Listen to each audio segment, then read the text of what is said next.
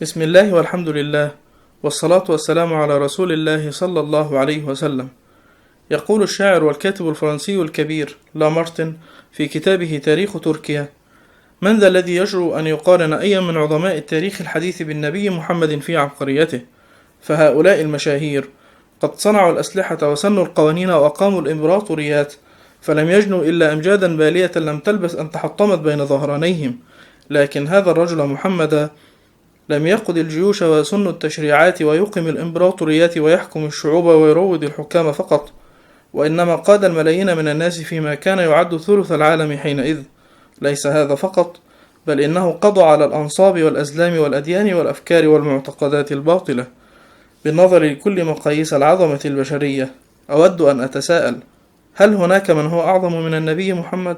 جاء في تقرير حالة السكان في العالم 2006 ميلاديا في الفصل الثالث ما يلي: قدرت منظمة العمل الدولية عدد من يتجر بهم سنويا من البشر بحوالي 1,200,000 إنسان، وتعد تجارة الرقيق ثالث أكبر تجارة غير مشروعة تدر ربحا في العالم بعد تجارة الأسلحة وتجارة المخدرات، حيث تدر سنويا ما بين 7 مليار إلى 12 مليار من الدولارات الأمريكية.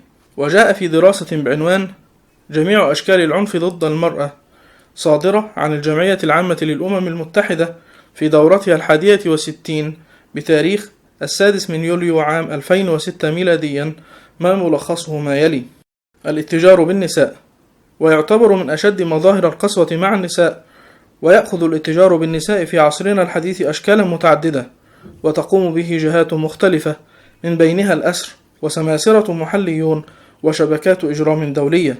والمفجع أن هذه التجارة أصبحت رائجة، وأصبح لها مكانة في عالم الجريمة، وانتشرت لتغطي أغلب أرجاء العالم، وتستغل في هذه التجارة مئات الآلاف من النساء سنويا.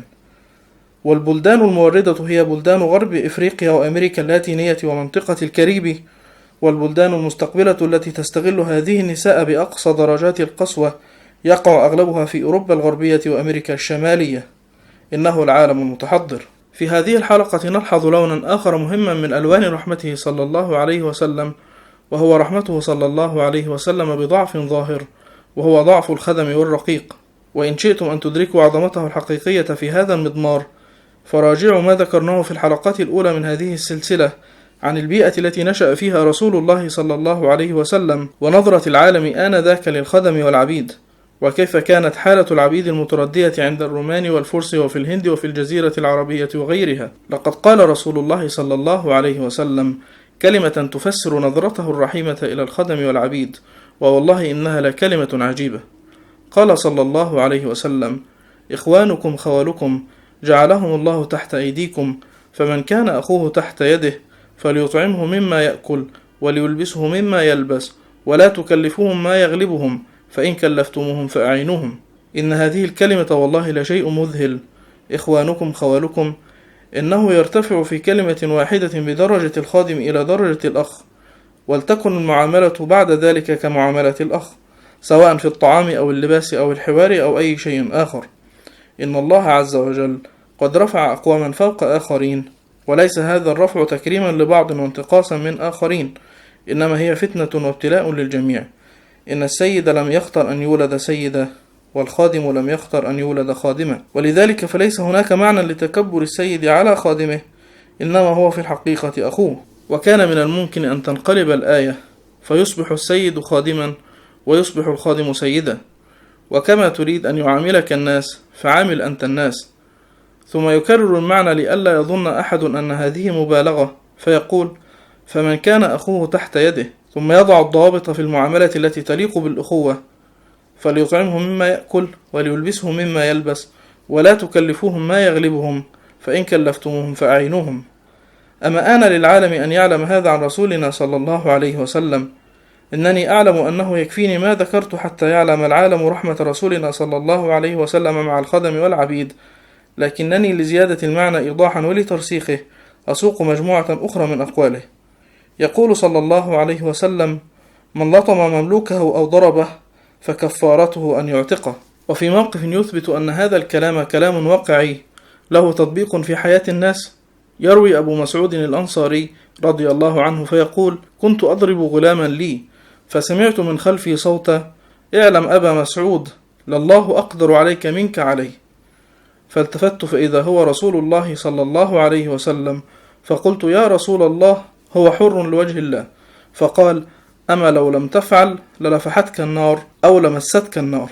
فترسخ إذن في قلب أبي مسعود رضي الله عنه أن الجرم كبير، وأن الخروج الوحيد من المأزق هو أن يعتق هذا العبد، ففعل ذلك. فأكد رسول الله صلى الله عليه وسلم لأبي مسعود أن هذا كان هو الحل الوحيد لإخراجه من الأزمة التي أوقع نفسه فيها. وقد تكرر مثل هذا الموقف مع عبد الله بن عمر، وكان قد ضرب غلاما له فدعاه فرأى بظهره أثرا، فقال له: أوجعتك؟ قال: لا. قال: فأنت عتيق. قال: ثم أخذ شيئا من الأرض فقال: ما لي فيه من الأجر ما يزن هذا؟ إني سمعت رسول الله صلى الله عليه وسلم يقول: من ضرب غلاما له حدا لم يأته أو لطمه فإن كفارته أن يعتقه. لقد كان أمرا حقيقيا إذن، فقهه الصحابة وأدركوه وسعوا إلى تطبيقه بكل حذافيره. لقد انتقلت الرحمة بصورة تلقائية من قلبه صلى الله عليه وسلم إلى قلوب أصحابه، فطبقوا على ظهر الأرض قوانين السماء، ورأينا منهم ما يذهل عن تدبره العقل. ها هو أبو ذر رضي الله عنه يلبس غلامه حلة مثل حلته تماما. فعن المعرور بن سويد قال: لقيت أبا ذر بالربذة وعليه حلة وعلى غلامه حلة، فسألته عن ذلك فقال: إني سببت رجلا فعيرته بأمه، فقال لي النبي صلى الله عليه وسلم: يا أبا ذر، أعيرته بأمه؟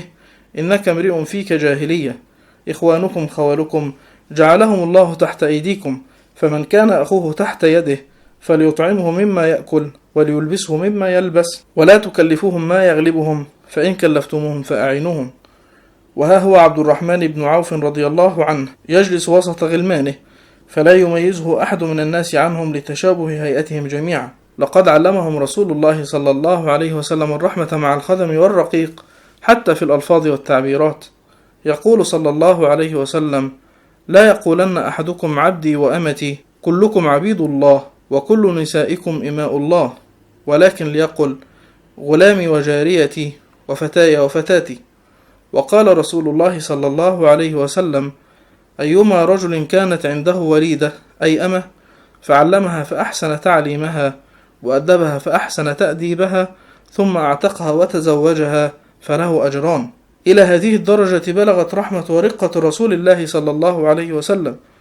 ولم تكن هذه الرحمة فترة معينة في حياته أو عند ظروف مخصوصة، إنما ظل كذلك حتى لحظات موته الأخيرة.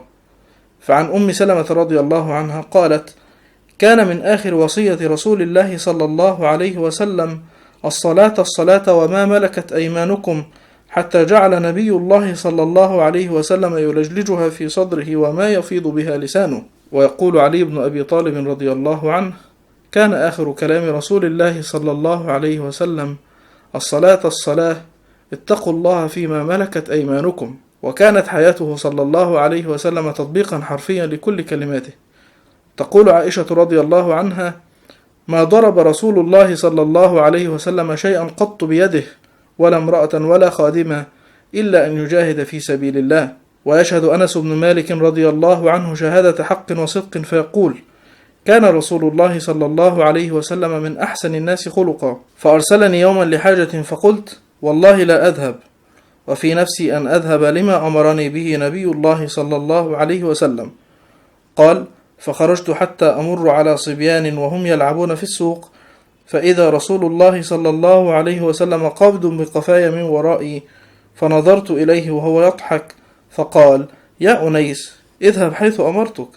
قلت: نعم، أنا أذهب يا رسول الله. قال أنس: والله لقد خدمته 7 سنين أو 9 سنين، ما علمت قال لشيء صنعت لما فعلت كذا وكذا، ولا لشيء تركت هلا فعلت كذا وكذا.